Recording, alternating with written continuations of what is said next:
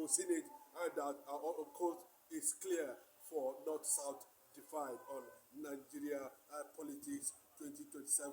The Northern is already divided, courtesy of what we are seeing now. They are trying to push a certain agenda that will cushion the effect of what Chinedu is trying to achieve in Nigeria. The Yoruba nation is in disarray. The Middle Belt has successfully pulled out from the north, the eastern part of the country has pulled out from any alliance with the Yorubas, triggering uncertainty that there will be no Nigeria, there will be no election 2027. And people are still misleading, are being misled or still miscalculating how it's going to happen, whether it's going to be a hook or crook, magic, is there anything that, how is it going to trigger to that level where it will become very difficult, to hold 2027 election, and that will signal the end of Nigeria. Yes, people cannot understand that after we are hearing the likes of Jonathan being factored in by the Fulani. Unfortunately, Jonathan have not said anything in that regard. They have also sown their presidency to the south. We are seeing the northern bloc completely, different from the middle belt. Telling the southern Nigeria that it is time for them to know what to do, or they will champion the disintegration of Nigeria. They send a direct signal. They are not going to accept PDP, producing a southern, presidency or zoning slot, presidential slot to the south. The question is, we've just seen. I don't know why the North are always, at the front of agitating for power to be returned, knowing fully well that Muhammad Buhari, who is also a Northerner, just left office. Unfortunately, we are having one of the worst southern presidency in the history of Nigeria. Whether you like it or not, he has performed woefully, and the man seems to be full of himself to an extent that he's making mockery of his image, he's making mockery of his political party. He's also making mockery of Nigeria, at the global level for him to come out. And that was why when they called him a criminal. Criminality in all ramifications, in different ways, in different things. Let them continue to do what they are not supposed to be doing. And you think that Nigerians will just watch and fold their hands and watch Nigeria deteriorate to the point of, everybody will turn to cannibals. That is not going to work, and you are saying that we have not shut down their means of livelihood. Then you are targeting social media, and look at all those senators and all those kind of things, targeting social media to be shut down.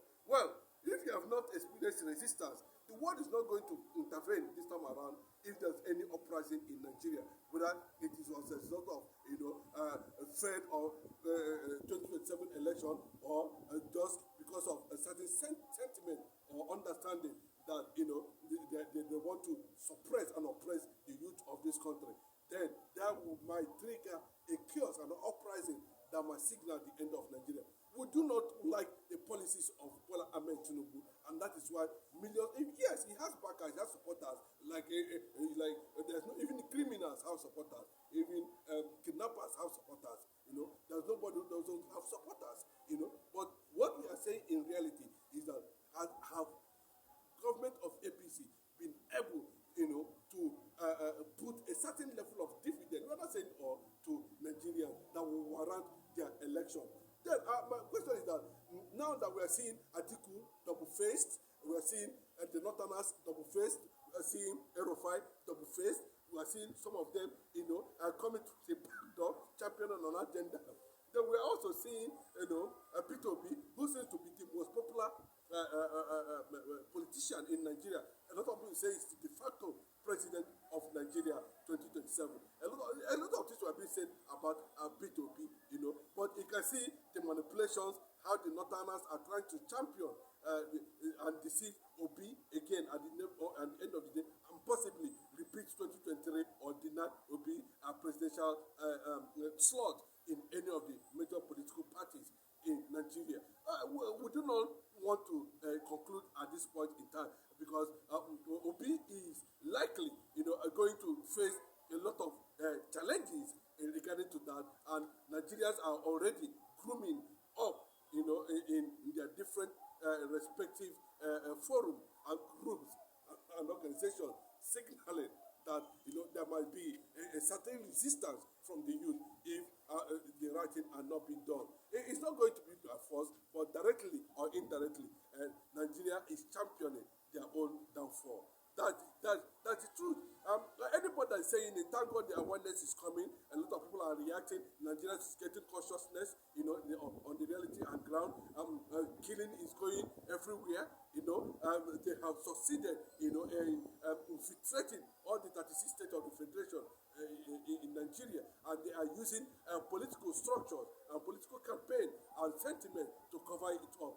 How will it look like, if at the end of the day, the Bola Ahmed Tinubu stand and said, I am resisting the north, I'm resisting whoever is going to come in from any part of the region, be it north, be it the south, I am going to remain Jagaban 2023 and nothing will happen. Do you think that the entire people who are not comfortable with his administration and will watch him, bring calamity on Nigeria? That would trigger uprising, that would trigger resistance, and everybody is putting forward his best foot at this point in time. Surprisingly, Ohaneze is already factionalized. Until we see John Mbata Azonta and make a statement on that, nobody can ban Obi, nobody can ban an Igbo man from becoming president of this country, from contesting presidency of this country, until something else happen or we begin to realize the reality on ground.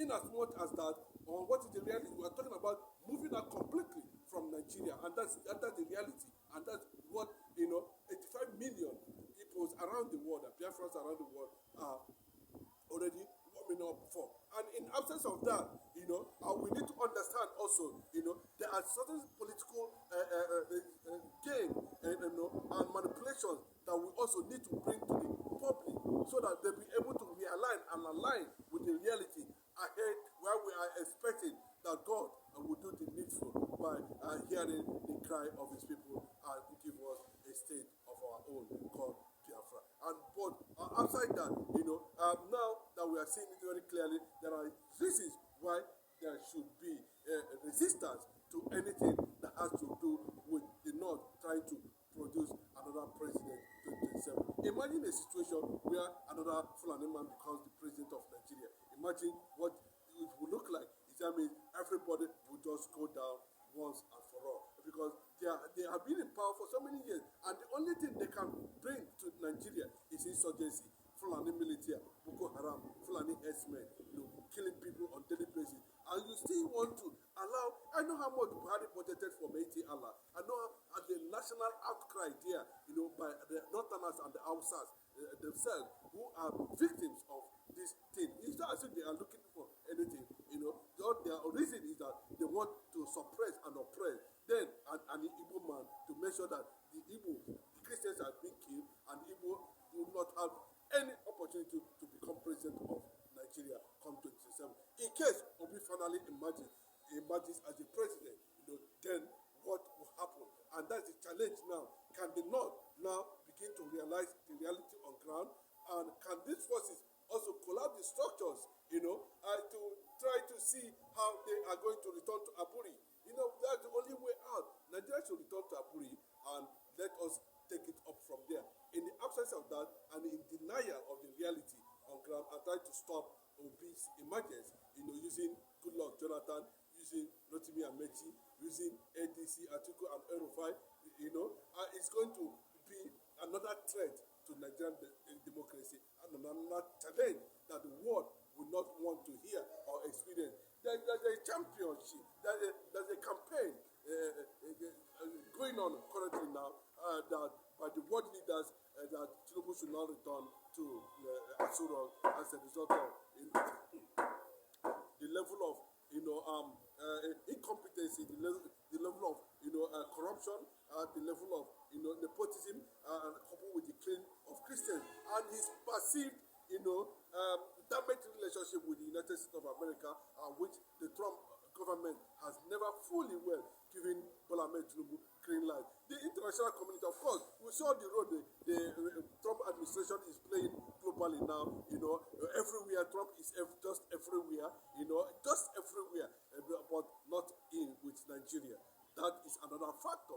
Yes, and it is true that the Republican Party of United States of America, where Trump belongs, seem to have endorsed Obi 2027, which a lot of people are trying to get that report very clearly. Yes, that's why people believe that that's the reason why he is not established any kind of diplomatic relationship with Bola Ahmed Tinubu, giving Bola Ahmed Tinubu mysterious identification, and personality hidden in secrecy. A lot of things surrounding Bola Ahmed Tinubu today, in terms of health and everything, has become a threat to the image of Nigeria outside and within. With anybody that is rational enough to be able to look into it and begin to comprehend and understand that Nigeria does not need a wobbling president. Nigeria needs an active president to engage the reality on ground and to make sure that that Nigeria come to a point of reconciliation, a point of negotiation, a point of disintegration at the same time. And Obi can handle these issues very well, because one, it is the turn of the South to produce the president of Nigeria and not the turn of the North, and that's where Bola Ahmed Tinubu is angry with the Northerners this time around, and he's saying it clearly, that this time around they are going to find it very difficult. Out of the 100% appointment he has made in his cabinet, running the largest cabinet in the world, 90% or 95% of people running Nigeria today does not represent the federal character. They are more of Yorubas than any other tribe. And the North is using that as a measure of trying to create an old republic structure, be ahead of Nigerian disintegration. So a lot of things are factored into, the 2027 election. But I can tell you currently now, the South have divided the North, and not the North dividing the South currently now.